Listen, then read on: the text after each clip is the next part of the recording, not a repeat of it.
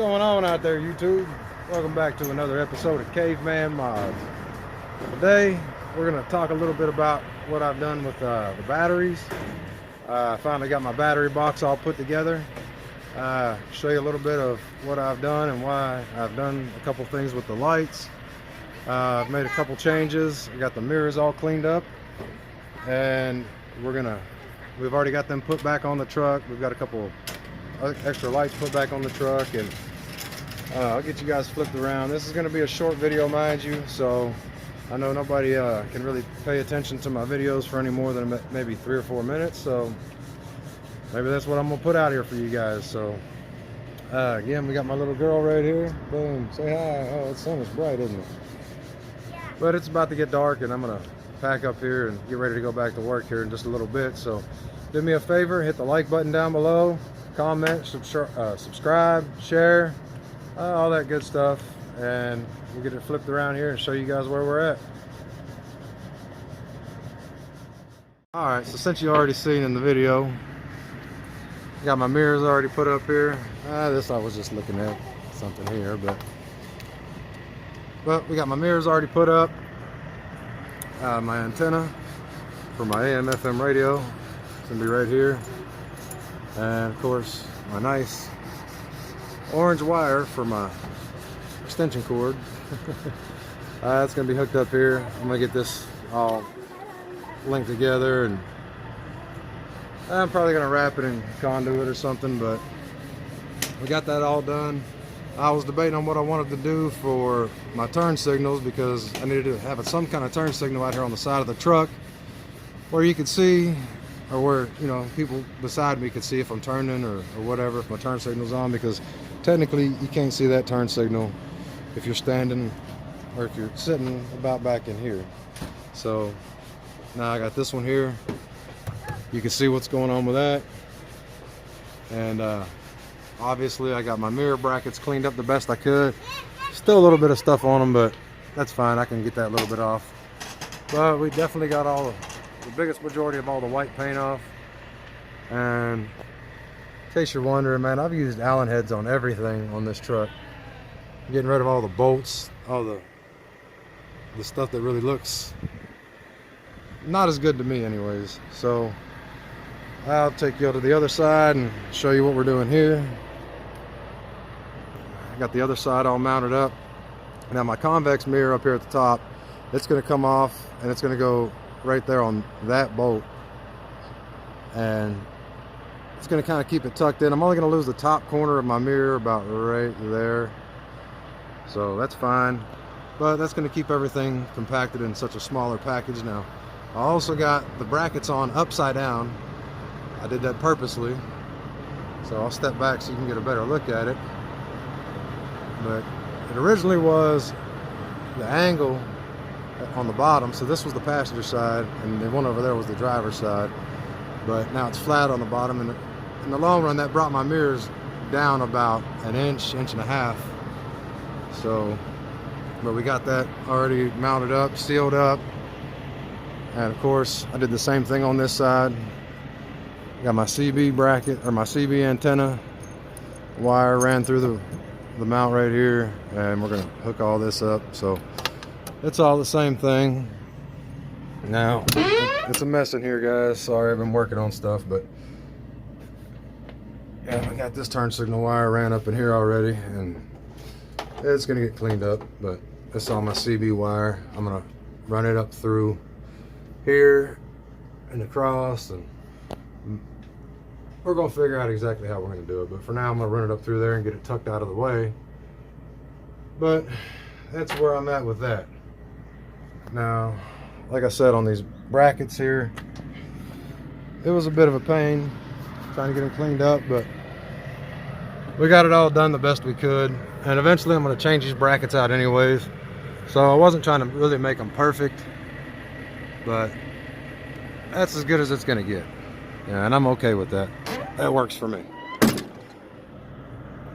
Now onto the back here, I've got this right here. That's the plug for the trailer, and I've been messing with some of the electrical. I got it straightened up the best I could. Turn signals work, tail lights work, running lights work.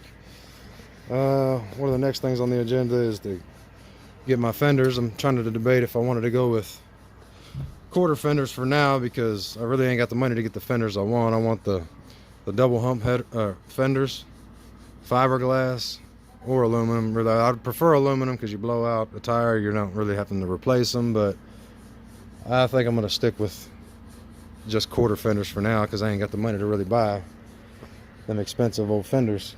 They cost a little too much. So we're gonna go around back to this side here, and I'll show you something else, and then we'll get to the batteries that I put all together and explain to you how I did so. Okay, as you can see right here, this is a solid mounted sleeper. It's one of the reasons why I decided to put the car audio in this truck, because I didn't want everything flexing as much as it would in a regular truck. Now you see, that's where one of the mounts are supposed to be, and you can see the bushing on the other side, but this one's missing. So what I've done to fix that issue is I can't find the solid mount, or the solid sleeper mounts. So this is how we're gonna fix that. Hockey pucks. These are called a redneck lift kit. Take these, drill them out in the middle, just drill a hole through it, and stack them on top of each other, like so. Here, I'll show you, hold on. Stack them on top of each other like so. Of course, you want them centered up best as possible. And that'll give you your lift. Of course, we're not lifting it, but it's the same principle. And this bracket, I'm probably have to move down just a hair. But it's gonna take probably 2.5, so I'm probably going to have to cut one of these in half this way. But I know for sure 2 is not enough. So there's 2, and we still got enough room for me to fit my finger in there, damn near. So I need about 2.5, and I may just say to hell with it and put a spacer in between them or something, but I think this will work. Yeah, it's redneck, but it'll get the job done. Like I said, I'm trying to save money on this sucker every which way I turn anyway, so this will work for me. Now we're gonna get back over here to the headlights. I've made some changes to what I was originally doing with the headlights, so I'm gonna pop this hood open real fast and show you where I'm at with it and why I did this. So my dad brought up a good point to me with this wire being here. And if I blow a steer tire and it happens to catch that, then I'm screwed. It's gonna rip all these wires out, and I'm gonna have a hell of a job trying to get it all straightened back out. So what I'm gonna do is just run the wire back up through here, and I built these brackets, these metal brackets right here, but got these little pieces, and we're gonna connect all of our wiring right here, keep it up out of the way. So I'm gonna pull it tight from here and run it. I'm probably not gonna run it through there, just run it up through here and connect them. So 3 wires will be my headlights, 3 wires will be my turn signal, and the other 2 is gonna be my fog lights, or my light bar, or whatever I decide to put there. But for right now, it's not gonna be anything.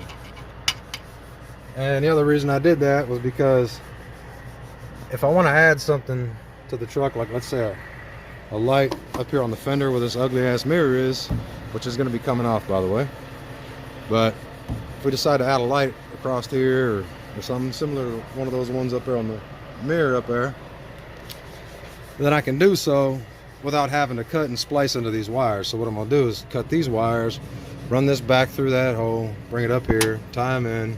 Headlights are going to go on this side, from the firewall is going to come into this side. And like I said, if I want to add anything, I can. And I can add it right here, a hell of a lot easier, and I don't have to mess with it, splicing wires or any of that, because I was going to add a second wire, but if I was going to do so, I would have had to tie in to the headlight, so this would all have to come back apart again, and I didn't want to go that route. So I'll take you to the other side, show you what we did with it. Same thing. Of course, I got this wire, or this hose that's nearly in the way, but it's not so bad. And it's the same thing. It all pops straight off. If you're wondering where I got these, I got them on eBay. But same thing, I made this bracket over here. Got it all tied into the radiator, or this lip on the radiator right here. And it's good, it ain't going anywhere. I haven't done a whole lot with this up here yet. Still messing with it a little bit, but I'm actually working on getting the schematics for this truck. I think I've already found them. I got Peterbilt out of Yuma, Arizona. They sent me some schematics in my email, and I'm hoping that they're the right ones. So you can see where they're right here. Now the only concern for me is rainwater getting to them, but on my connectors that I'm going to put on there, they're going to have heat shrink on them, so I don't believe that we're going to have any real issue with water really messing with them, but we'll see. If need be, I can move them somewhere else. So that's that on that. I'm going to go over here and show you what's going on with my batteries. Or actually, you know what? I'll show you where I'm at with my batteries right now, what they look like, which I'm pretty sure I've already showed you guys once before.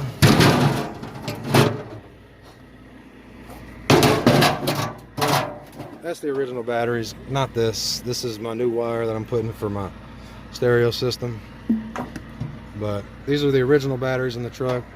I thought it was supposed to have 4, but the schematic I had says it only takes 3, so there's enough room in there for a 4th one if need be, but we're gonna figure that out.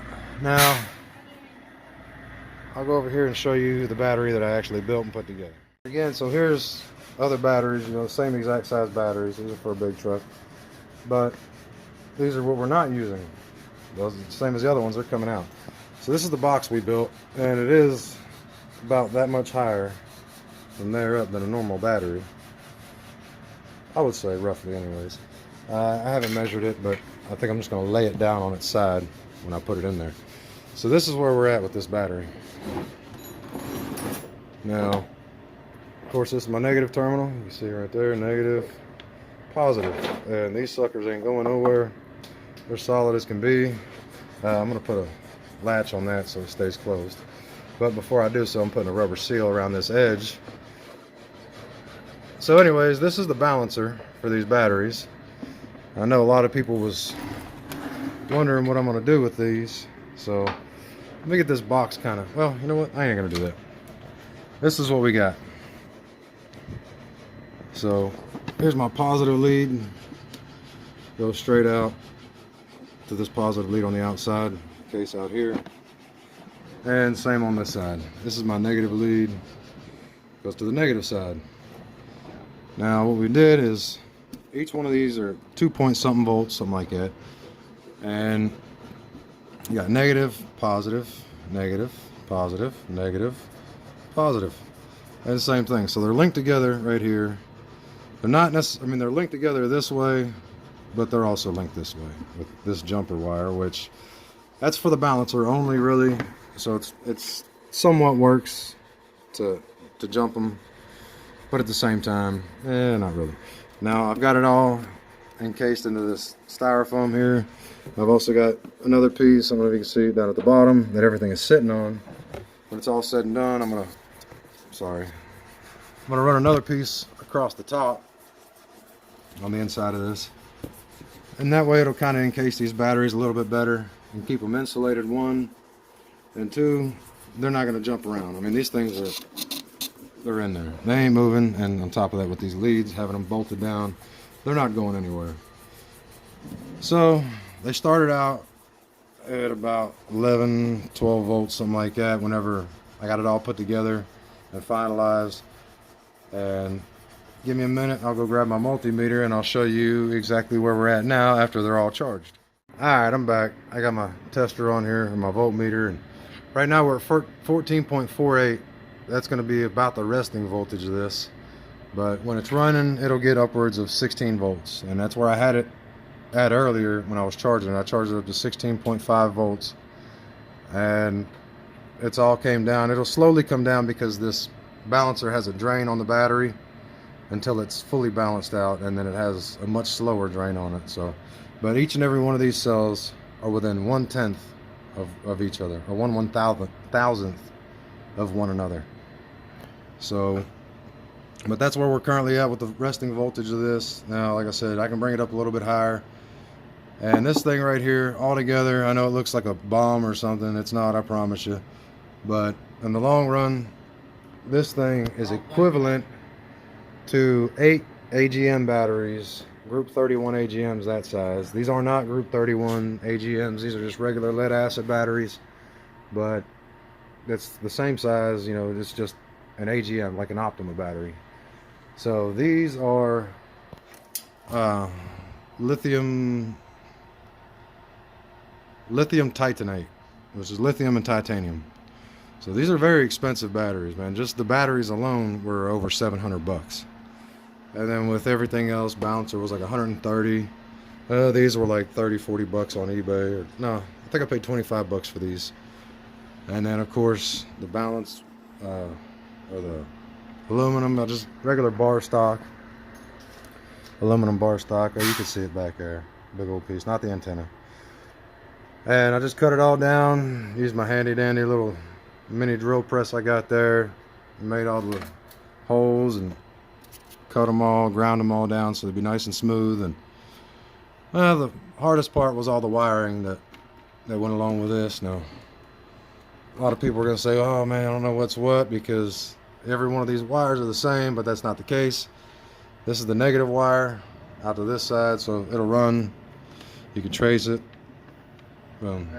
Negative wire right there, all the way over to the negative terminal. And then each and every other one of these terminals, there's only one negative in here. Every other one of these, I'm gonna leave this balancer unplugged now, because it'll stay balanced. It's all linked together. But each and every one of these links acts as a positive. So essentially, your negative is the only one right here on this side, and then every other one of these is a positive. Now you got links on the bottom of these two cells, linking these two together on the bottom side down there. Same on the front one. So it's like negative, positive. That is linked. It just runs up, down, and back up to this side. So it's essentially like putting 6 AA batteries together in a way. But when it's all said and done, you end up with way more power and way more efficient battery. This thing is actually good. I don't know what happened there, but it's good for about 30,000 charges, something like that, or 3 million charges. I don't know exactly, but or charge cycles, and that's 10 times more than a regular battery. So let me get this flipped back around here, and we'll see where we're at. So that's the end of my video pretty much. I'm about to run out of time, so do me a favor, like, share, subscribe, comment, tell me what I can do to improve my footage, and I'll see you later.